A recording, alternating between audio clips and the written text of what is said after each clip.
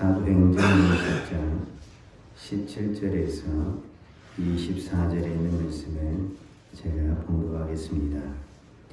바울이 밀레도에서 사람을 에베소로 보내어 교회 장로들을 청하니 오매 저희에게 말하되 아시아에 들어온 첫날부터 지금까지 내가 항상 너희 가운데서 어떻게 행한 것을 너희도 아는 바니 곧 모든 겸손과 눈물이며 유대인의 관계를 인하여 당한 시험을 참고 주를 섬긴 것과 유익한 것은 무엇이든지 공중 앞에서나 각 집에서나 거림이 없이 너희에게 전하여 가르치고 유대인과 헬라인들에게 하나님께 대한 회개와 우리 주 예수 그리스도께 대한 믿음을 증거한 것이라.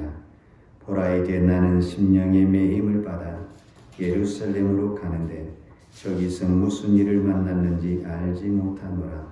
오직 성령이 각 성에서 내게 증거하여 결박과 혼란이 나를 기다린다 하시나 나의 달려갈 길과 주 예수께 받은 사명 곧 하나님의 은혜의 복음을 증거하는 일을 마치려 하면은 나의 생명을 조금도 귀한 것으로 여기지 아니하노라.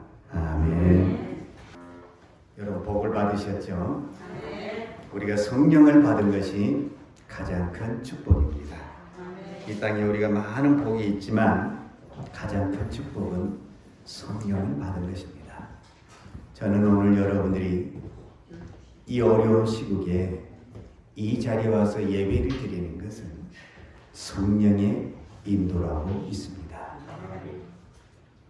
어떤 분이 저한테 오늘 아침에 문자가 왔어요.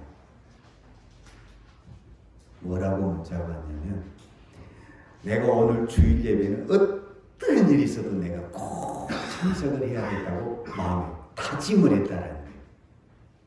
그런데 오늘 못 갑니다, 이렇게 이야기를 하는 거예요. 왜 못 오시냐고 이렇게 봤더니 감기가 들려가지고 약을 먹어도 밖으로 나오지 못하고 계속 누워있어서 나올 수가 없대요. 그러니까 어떤 분은 그렇게 이 예배를 나오고 싶어 해도 그것도 내 마음대로 안 되더라고요.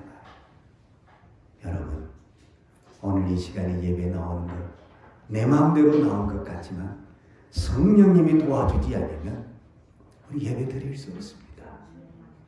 저는 이 코로나 이 환경 속에서도 우리 교회가 이 주일날마다 예배를 드릴 수 있었던 것, 저는 전적으로 성령님의 은혜라고 믿습니다. 성령께서 우리를 붙들어 주지 않으면 어떻게 우리가 예배를 드리겠습니까? 제가 오라고 문자를 누고 전화를 한다고 해서 나오겠습니까? 성령께서 우리의 마음을, 성령께서 우리의 발걸음을 인도하지 않으면 우리는 이 시간에 하나님께 예배를 드릴 수가 없습니다. 오늘 이 성령님의 우리를 부르신 것은 오늘 저와 여러분에게 각자에게 성령님이 분명히 하실 말씀이 있을 것 같습니다. 오늘 그 음성을 들으시고, 여러분, 그것이 내가 바라는 음성이 될 수도 있고 내가 싫어하는 음성이 될 수도 있습니다. 그러나 하나님의 말씀으로 믿고 아멘으로 받고 내가 그 말씀에 순종할 때 성령의 모든 은혜가 여러분과 여러분의 삶과 여러분의 가정에 풍성할 줄로 믿습니다. 제가 지난번에 이런 말씀을 드렸어요. 그게 첫 번째요. 이건 제가 묵상하면서 깨달은 거니까 여러분들이 기도하다가 힘들 때 이 말씀을 생각하시면 위로가 되고 새 힘이 될 줄로 믿습니다. 성령의 끝은, 즉 성령님이 인도한 끝은 반드시 무엇이다?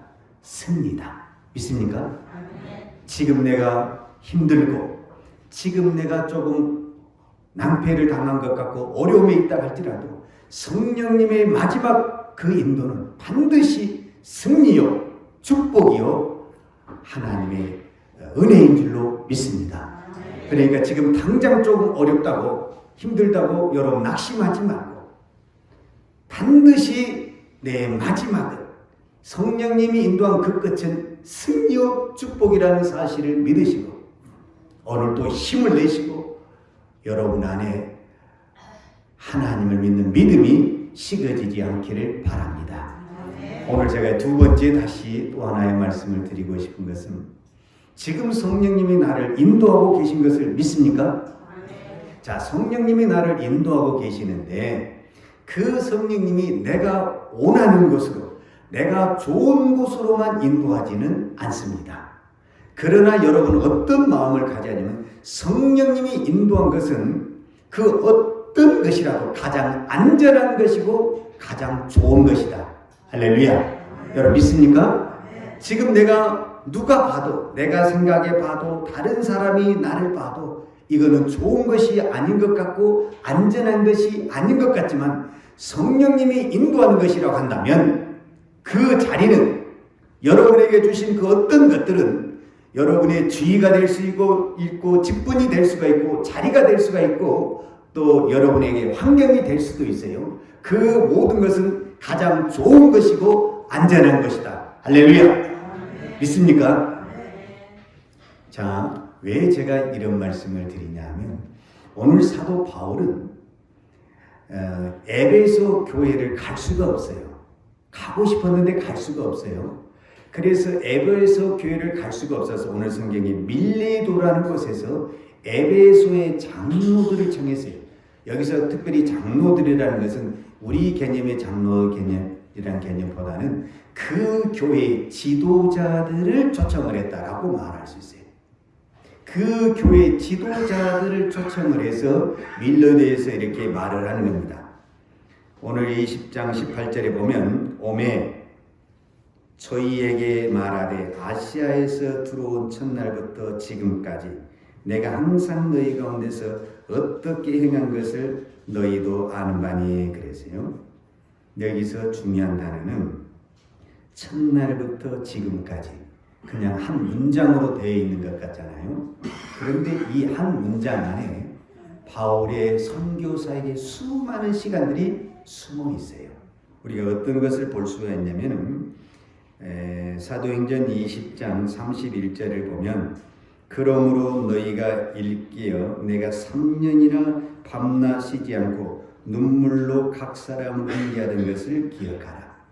즉 사도 바울은 이 에베소 교회에 선교 사역을 하면서 3년 동안 거기서 선교 사역을 했거든요. 그러니까 지금 첫날부터 지금까지 한 문장으로 표현된 것 같지만 이 문장 안에는 사도 바울이 3년 동안 밤낮으로 눈물을 흘리며 섬겼던 그 선교의 현장을 한 단어로 함축했다라고 말할 수가 있어요.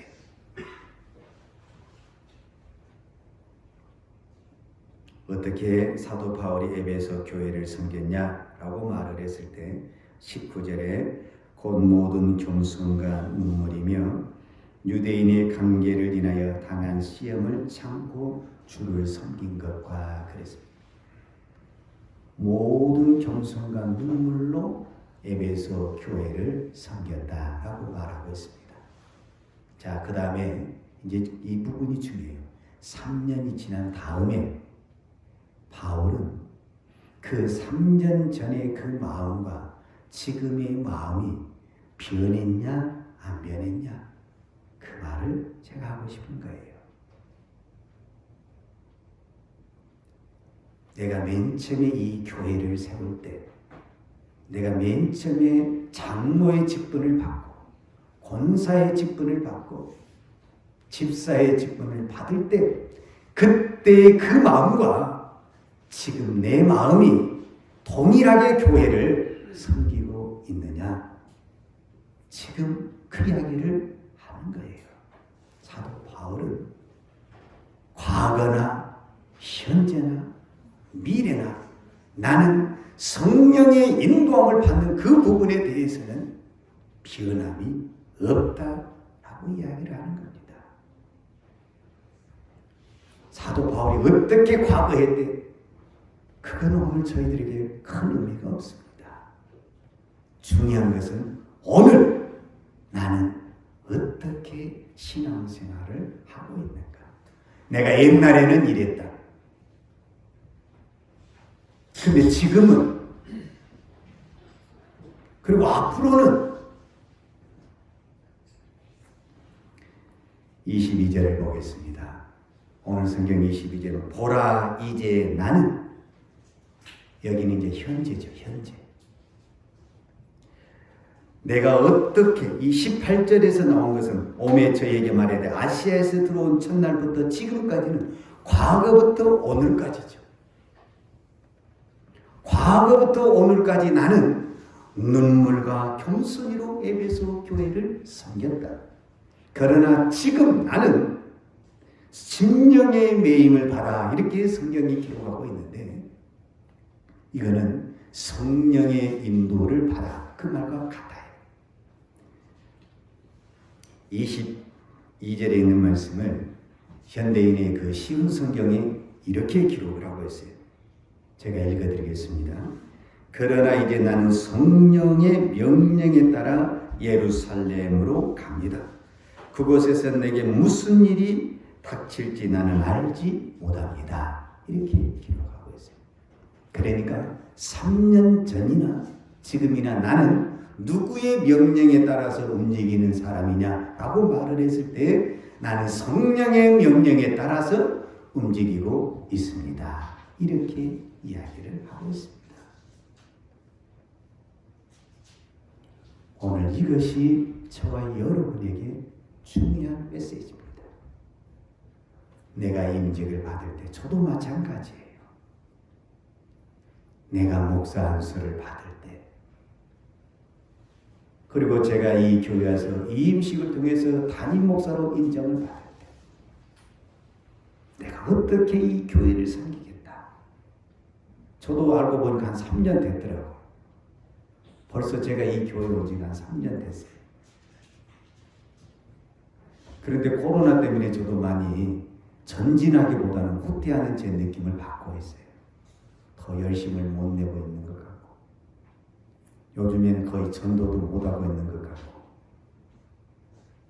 이제 3월이 됐으니까 다시 전도를 시작해야 되겠다 하는 마음을 갖고 있어요. 3년 전이나 지금이나 바울은 변함없이 성령의 명령에 따라 움직이고 있다라고 말씀하고 있습니다. 그리고 23절과 24절을 제가 읽겠습니다.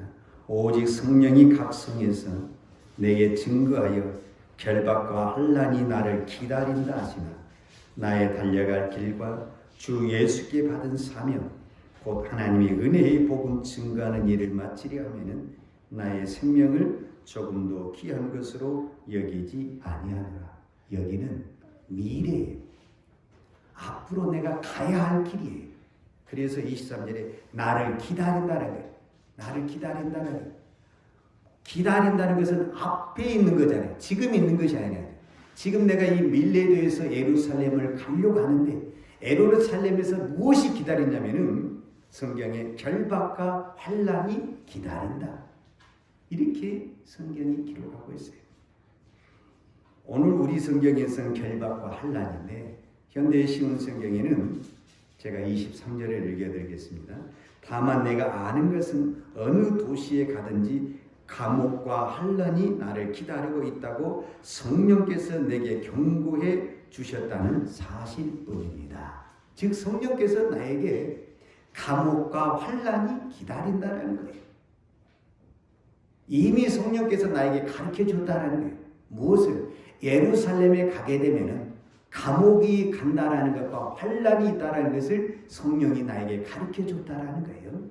그런데 나는 그 길을 가겠다라는 겁니까? 안 가겠다라는 겁니까? 가겠다라는 거예요. 가겠다라는 거예요. 그럼 왜 그 길을 가느냐? 이것이 저와 여러분에게 질문 사항이죠. 내가 그 소리를 들었으면 가겠습니까? 안 가겠습니까? 이제 여러분 바울에게 묻지 말고 나 자신에게 물어야 돼요. 내가 저 길을 가면은 나에게 안전한 자리, 축복의 자리를 보장해 준 것이 아니라 감옥과 환난이 기다리고 있다라는 거예요. 그런데 바울은 가겠다라는 거예요. 그 길을. 그러면 나는 그 길을 가겠다라는 겁니까? 안 가겠다라는 겁니까? 아니면은 좀 쉬었다 가겠다라는 겁니까? 여러분의 대답은 무엇입니까? 바울은 왜 가겠다라는 겁니까? 왜? 감옥이 기다리고 있고 환란이 기다리고 있는 그 길을 왜 가겠다고 이야기를 하는 겁니까?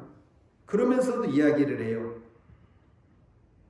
24절에 현대인의 성경으로 제가 읽어드리겠습니다. 그러나 나는 내 목숨을 아깝게 생각하지 않습니다. 즉 감옥에 가서 생명이 위험이 있는데 바울은 이미 뭐라고 선포를 하냐면은 내 목숨을 아깝게 생각하지 않습니다. 예수님께로부터 받은 사명, 곧 사람들에게 하나님의 은혜의 복음을 전하는 일을 다 마칠 수만 있다면 말입니다. 즉 하나님의 복음을 다 전할 수만 있다고 한다면, 내가 그곳에 가서 하나님의 복음을 전할 수만 있다고 한다면 나는 내 생명을 아깝게 생각하지 않습니다. 이렇게 고백을 하는 겁니다. 여러분, 바울은 생명이 뭐 두세 개 있는 겁니까? 그렇지 않습니다. 바울이나 우리나 동일하게 생명은 하나밖에 없습니다. 그런데 왜 바울은 그 생명을 아깝지 않게 생각하는 것입니까? 그게 은혜를 알기 때문에 그렇습니다. 복음의 은혜를 알기 때문에 그렇습니다. 예수님의 사랑을 알기 때문에 그렇습니다. 여러분이 하나님을 사랑하지? 어떻게 해서 하나님을 사랑하게 되었습니까? 어떻게 해서 예수님을 만나게 되었습니까? 이거를 바울은 일평생 동안 잊지 않았다라는 겁니다. 내가 어떻게 예수를 믿게 됐는가? 내가 어떻게 예수님을 만나게 됐는가? 고린도전서 15장 10절에 보면 사도 바울이 자기의 신앙 고백을 이렇게 한 겁니다. 현대인의 성경에서 그러나 나의 나 된 것은 하나님의 은혜로 된 것이니 내게 주신 그 은혜가 헛되지 아니하여 내가 모든 사도보다 더 많이 수고하였으나 내가 아니요 오직 나와 함께 하신 하나님의 은혜로다. 이렇게 고백하고 있습니다. 우리가 잘 아는 대로 사도 바울은 처음부터 사도가 아닙니다. 그래서 고린도 교회에서 문제가 생겨났던 것이 사도 바울의 사도직에 대한 문제가 일어났습니다. 왜냐하면 예수님이 12명의 제자를 뽑을 때 그 12명의 제자 안에 사도 바울의 이름이 없습니다. 그래서 예수님이 사도의 정통성은 반드시 예수님이 뽑은 사람만이 사도가 되는 것입니다. 그렇기 때문에 모든 사람들이 예수님의 12명의 제자를 알고 있는데 어떻게 당신이 사도냐? 이런 의문과 사도 바울에 대한 사도직에 대한 불신이 일어나게 되는 것입니다. 그런데 사도 바울은 어떻게 예수님을 만났냐면 개인적으로 예수님하고 직접 만났습니다. 그것을 우리는 사도행전 9장에서 다메섹 도상에서 우리가 잘 아는 대로 예수님이 직접 찾아오셔서 사울아 사울아 불렀습니다. 그래서 사울, 그 예수 믿는 사람들을 핍박하고 스데반이 순교할 때 가장 앞장서서 스데반을 죽였던 이 사울을 우리 주님이 직접 만나서 변화시켜서 사도로 세웠습니다. 사도 바울은 일생 동안 이 은혜를 잊지 않았다고 고백하는 것입니다. 그래서 그는 나 같은 사람을 사도로 불러주신 그 은혜, 그 복음, 그 주님이 너무너무 감사해서 내 생명을 이 복음을 전하는 데 버릴지라도 나는 아깝지 않고 오히려 내가 그렇게 쓰임받을 수 있다는 것으로 감사하고 감사한다라고 말하는 것입니다. 여러분, 사도 바울에게만 그런 의미가 있는 것이 아닙니다. 우리 모두, 저도 마찬가지. 내가 어떻게 목사 될 자격이 있습니까? 우리가 어떻게 하나님의 거룩한 성도가 될 자격이 있고, 집사가 될 자격이 있고, 권사가 될 자격이 있고, 장로가 될 자격이 있습니까? 누구도 나는 없다고 생각을 합니다. 그런 나를 주님이 하나님의 몸된 교회에 불러서 충성스러운 일꾼으로 세웠다라는 것은 하나님의 은혜요, 하나님의 축복인 줄로 믿습니다. 여러분, 이 은혜를 잊어서는 안 됩니다. 왜 우리가 다른 길로 가게 되냐면 이 은혜를 잊어버리기 때문에 그렇습니다.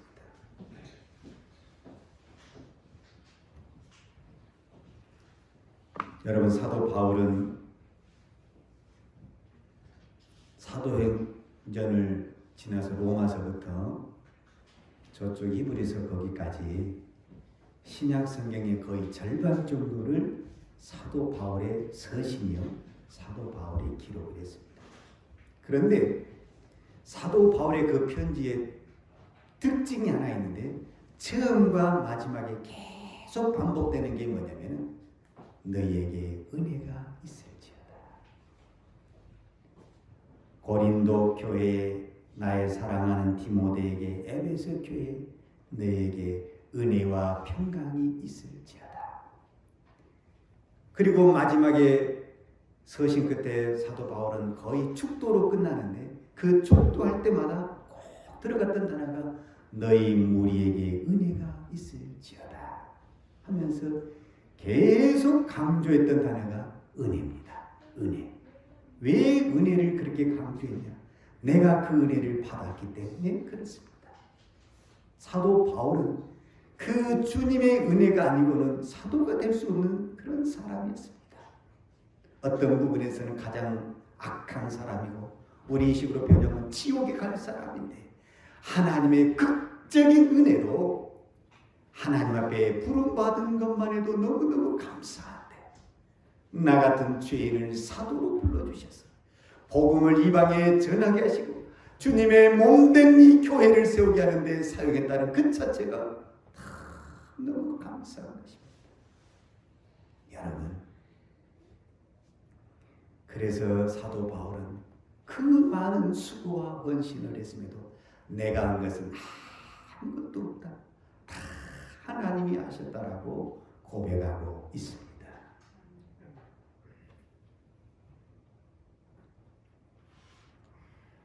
이제 이 말씀을 통해서 저와 여러분에게 다시 한번 말씀을 드리고 싶은 것은, 이 사도행전을 누가 기록했느냐라고 말을 했을 때 바울의 동역자요, 바울의 협력자인 누가가 기록을 했습니다. 그런데 누가가 이 사도행전을 기록할 때 역사적으로 AD 60년경에서 62, 3년경으로 보고 있습니다. 그때 누가가 이 사도행전을 기록을 했습니다. 그런데 제가 지금 무슨 이야기를 하려고 하냐면, 이 성경의 마지막 부분이 요한계시록인데, 요한계시록 2장 1절에서 7절에 보게 되면 사도 요한이 에베소 교회에 편지를 보냅니다. 그런데 이 에베소 교회에 편지를 보낼 때 그때가 시간적으로 AD 약 90년 전입니다. 80년 말 90년 초반대에 기록이 되어 있습니다. 그러면 사도 바울이 이 교회를 세워서 기록한 이 사건과 그 다음에 사도 요한이 편지를 쓸 때는 약 30년 차이가 난다고 볼 수가 있습니다. 근데 이 30년 만에 에베소 교회에 사도 요한이 편지를 쓰면서 책망을 합니다. 이미 신앙의 변질 노선이 나타났다라고 말하고 있는 겁니다. 사도 바울이 세웠던 그 교회, 사도 바울이 3년이나 눈물과 겸손히로 섬겼던 그 교회가 30년을 못 가더라 그 말입니다. 이것이 저와 여러분의 신앙의 한계입니다. 여러분 에베소 교회 무엇을 책망한 줄 아십니까? 첫사랑을 버렸다. 이게 무슨 말인지 아세요? 요한계시록 2장 2절과 3절과 5절에 보면 제가 그 말씀을 잠깐 읽어드리겠습니다. 내가 내 행위와 수고와 인내를 알고 또 악한 자들을 용납지 아니한 것과 자칭 사도라 하되 아닌 자들을 시험하여 그 거짓된 것을 드러낸 것과 내가 참고 내 이름을 위하여 견디고 게으르지 아니한 것을 아노라. 안다라는 거예요. 너희가 내 행위와 수고와 인내를 안다. 그리고 내 이름을 위하여 게으르지 아니한 것도 내가 다 안다. 그런데 내가 너에게 책망할 것이 있다. 무엇이냐? 그러나 너를 책망할 것이 있나니 너의 처음 사랑을 버렸느니라. 여러분, 에베소 교회 예배가 있습니까? 없습니까? 기도가 있습니까? 없습니까? 봉사가 있습니까? 없습니까? 다 있어요. 다 있어요. 30년 전이나 30년 후에나 동일하게 예배드리고 있고 기도하고 있고 그 자리를 다 지키고 있어요. 근데 그 예배 속에, 그 기도 속에 사랑이 빠졌더라 그 말이에요. 남들이 보기에는 똑같아요. 근데 주님은 우리의 중심을 보시는데 네 중심에 너의 처음에 사랑했던 그 사랑이 빠졌다 하고 말씀하고 있는 겁니다. 오늘 저와 여러분에게 지적하고 있습니다. 오늘 우리가 주일날마다 예배를 안 드립니까? 기도를 안 합니까? 시간마다 찬양을 안 합니까?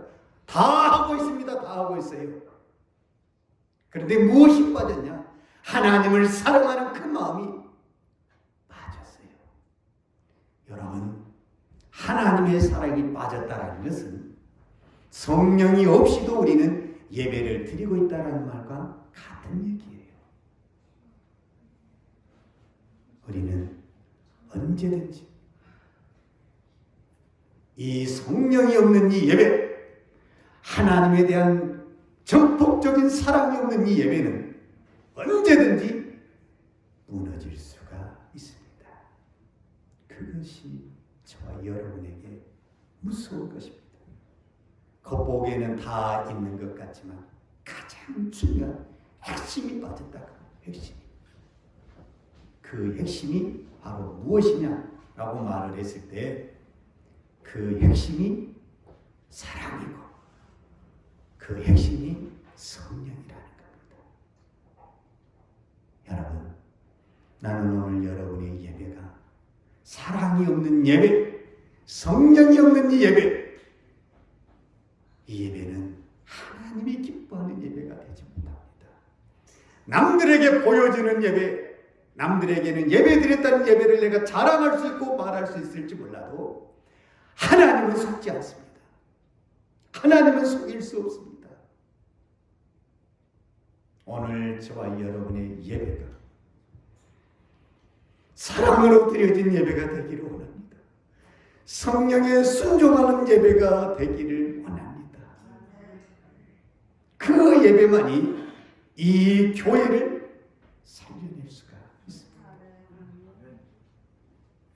우리 교회가 살아나야 됩니다. 저는 이 교회가 살아나기를 기도합니다. 이 교회가 살아나는 길은 이제는 우리의 형식과 우리의 습관을 따라드리는 그 예배가 아닌 성령의 인도함을 받은 성령의 말씀을 따라드리는 그런 예배가 되기를 축복합니다. 내가 성령의 사람으로 변화가 되어야 됩니다. 성령의 사람은 다른 것이 아닙니다. 성령께서 이 성경을 기록해 주었습니다. 우리가 잘 아는 대로 성령의 감동으로 성경이 기록되지 않았습니까? 그러니까 우리가 이 성경을 읽을 때마다 성령은 나에게 말씀하고 계시는 겁니다. 그래서 여러분이 이 말씀을 묵상하셔야 되고, 그 묵상한 말씀이 나에게 손해가 되고 불이익이 된다 할지라도 순종했을 때 그것이 능력이 되고 축복이 되는 줄로 믿습니다.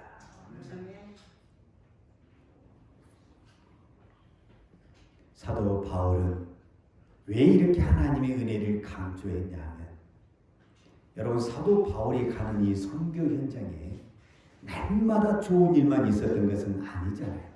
사도 바울도 감옥에도 들어가고 풍랑도 맞고 도리도 맞고 태장으로 매도 맞고 얼마나 고난이 많았습니까?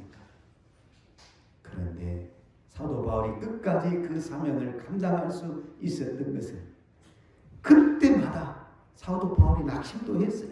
근데 그때마다 성령께서 위로해 주시고 힘을 주시고 계속 붙잡아 주시는 거예요. 그 힘으로 그의 사명을 끝까지 감당할 수 있었습니다. 오늘 저와 여러분의 무슨 힘으로 이 시대에 우리의 믿음을 지키겠습니까? 우리에게는 그럴 힘이 없습니다. 성령님이 도와주지 않으면, 하나님의 은혜가 아니고는 우리의 사명을 감당할 수 없고 우리의 믿음 하나도 지킬 수가 없습니다.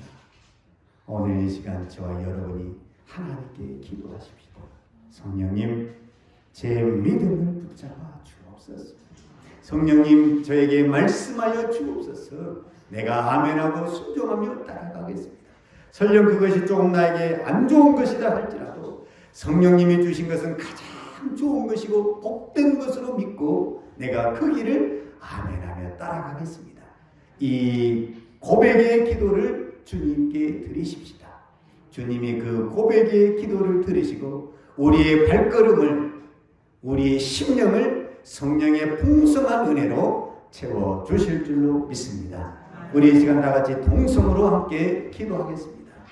여러분, 우리 다같이 동성으로 기도할 텐데 주의 한번 크게 부르시고, 하나님, 내 몸을, 내 마음을 성령께 맡깁니다 라는 마음으로 우리 함께 동성으로 기도하겠습니다. 주여, 사랑과 은혜가 풍성하신 아버지 하나님, 감사합니다. 참으로 연약하고 부족한 저희들을 하나님의 나라의 귀한 일꾼으로 불러주신 것을 감사합니다. 하나님, 정말 내가 처음 직분을 맡을 때, 내가 처음 예수님을 만났을 때 내 생명도 아끼지 않고 드리겠다고 고백했던 그 마음, 어느 순간인가 아버지, 우리는 핑계를 대고 환경 탓하면서 우리의 믿음이 식어져 갔습니다. 하나님, 우리의 허물된 것, 우리의 잘못된 것, 우리의 아버지 하는 연약한 것 다 용서해 주시고 다시 한번 성령의 충만한 은혜를 부어주셔서 어떠한 환경 속에서도 하나님의 말씀을 붙들고 성령의 인도한 그 길을 갈 수 있는 믿음의 법을 허락하여 주옵소서.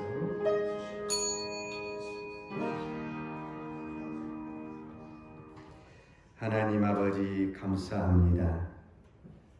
부족한 저희들을 하나님의 나라의 귀한 일꾼으로 세워주시니 감사합니다.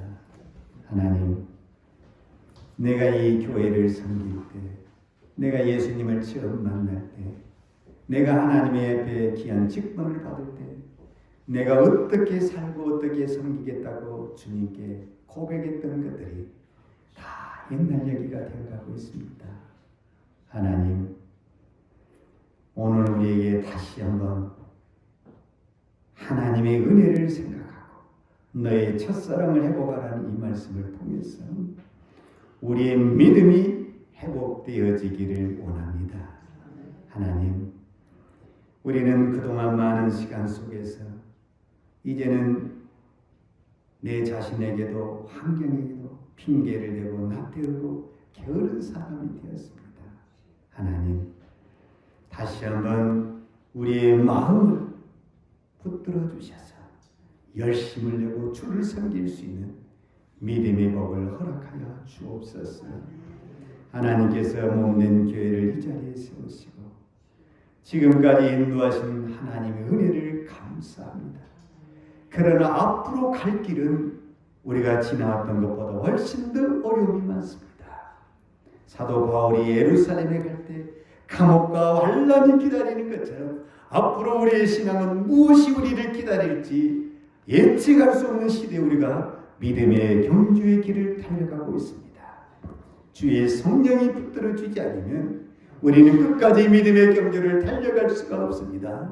주여 우리 믿음을 붙들어 주셔서 어떤 환경 속에서도 포기하지 않냐고 낙심하지 않냐고 끝까지 믿음의 경주를 달려갈 수 있는 귀한 은총을 베풀어 주옵소서. 예수님의 이름으로 기도하였습니다. 아멘. 지금은 교회의 머리 되신 우리 주 예수 그리스도의 은혜와 독생자를 보내주신 아버지 하나님의 크크신 사랑과 성령님의 교통하심과 풍성하신 은혜가 오늘도 오직 성령이 말씀하신 대로 인도하는 대로 아멘 하며 순종하며 달려가길 원하는 사랑하는 주의 성도들 머리머리에와 특별히 이 나라의 민족과 한국교회에 온 열방에 나가서 하나님의 복음을 증거하는 선교사님들 머리머리에와 사랑하는 주의 자녀들 머리머리에 이제로부터 영원토록 함께 있을지어다. 아멘.